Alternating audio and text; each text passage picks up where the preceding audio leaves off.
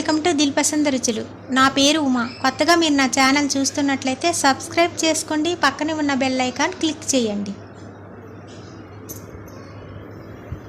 అలాగే నా వీడియోని లైక్ చేయండి. అందరికీ ఎంతో ఇష్టమైన కాలీఫ్లవర్ 65 మరి ఇంట్లోనే ఈజీగా ఎలా తయారు చేసుకోవాలో నా వీడియోలో చూసేద్దాం. గ్యాస్ ఆన్ చేసి గ్యాస్ పైన ఏదైనా ఒక పాత్ర పెట్టుకొని దీనిలో 1/2 లీటర్ వాటర్, 1/2 స్పూన్ సాల్ట్ వేసుకోవాలి. 1/2 స్పూన్ పసుపు కూడా వేసుకోవాలి.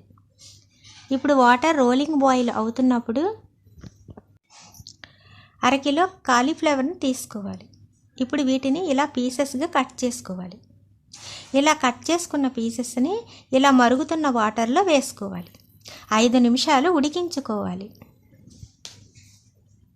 ఇలా 5 నిమిషాలు ఉడికిన తర్వాత వీటిలో ఉన్న వాటర్ మొత్తం తీసేయాలి. ఇప్పుడు పిండిని కలుపుకోవటానికి ఒక ప్లేటుని తీసుకున్నానండి. దీనిలో ఒక చిన్న గాజు కప్పుతో 1 కప్ మైదా పిండిని వేసుకున్నాను. అలాగే 1/2 కప్పు రైస్ ఫ్లోర్ వేసుకోవాలి.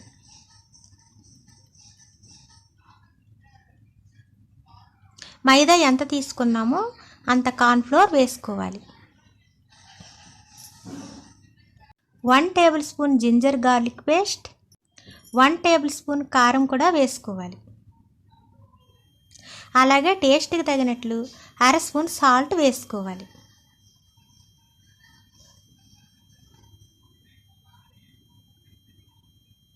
ఇప్పుడు సన్నంగా తురిమిన కొత్తిమీర కొంచెం వేసుకోవాలి.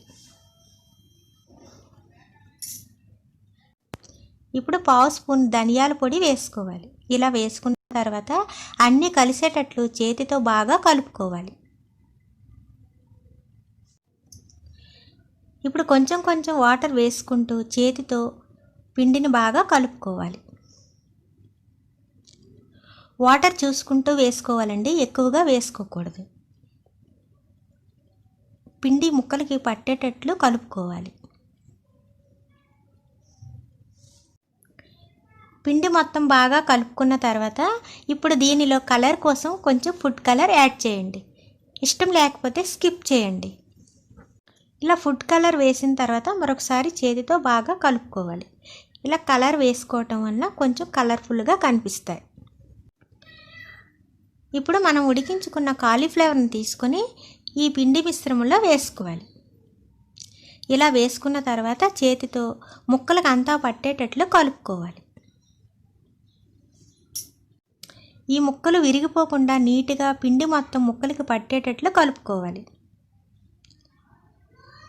ఇలా కలుపుకుంటే సరిపోతుంది. ఇప్పుడు గ్యాస్ ఆన్ చేసి గ్యాస్ పైన ఏదైనా ఒక కళాయి పెట్టుకోవాలి. కళాయిలో ఫ్రై చేసుకోవడానికి తగినంత ఆయిల్ వేసుకొని మనం కలిపి పెట్టుకున్న కాలీఫ్లవర్ని ఒక్కొక్కటిగా ఈ ఆయిల్లో వేసి ఫ్రై చేసుకోవాలి. ఆయిల్ బాగా హీట్ ఎక్కిన తర్వాత వేసుకోవాలండి.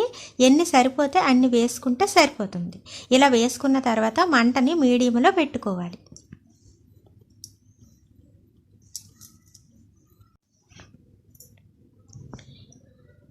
ఇలా బ్రౌన్ కలర్ రాగానే వీటిని రెండో వైపు టర్న్ చేసుకోవాలి. ఇలా రెండు వైపులా కలుపుకుంటూ ఫ్రై చేసుకోవాలి.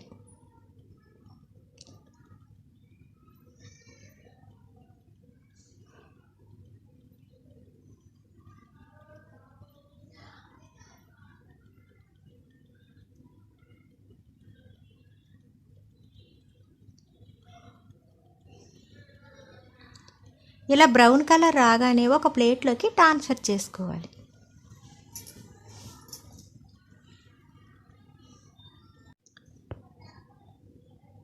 మిగతా వాటిని కూడా ఈ విధంగానే ఆయిల్లో వేసుకుంటూ ఫ్రై చేసుకోవాలి. అన్నీ ఇలా ఫ్రై చేసుకున్న తర్వాత దీనిలో సన్నంగా కట్ చేసిన 3 పచ్చిమిర్చిల్ని అలాగే కొంచెం కరివేపాకును వేసుకోవాలి. ఇలా ఫ్రై అయిన తర్వాత ప్లేట్లోకి ట్రాన్స్ఫర్ చేసుకోవాలి. ఒక సర్వింగ్ ప్లేట్ తీసుకొని ఈ విధంగా సర్వ్ చేసుకోవాలి.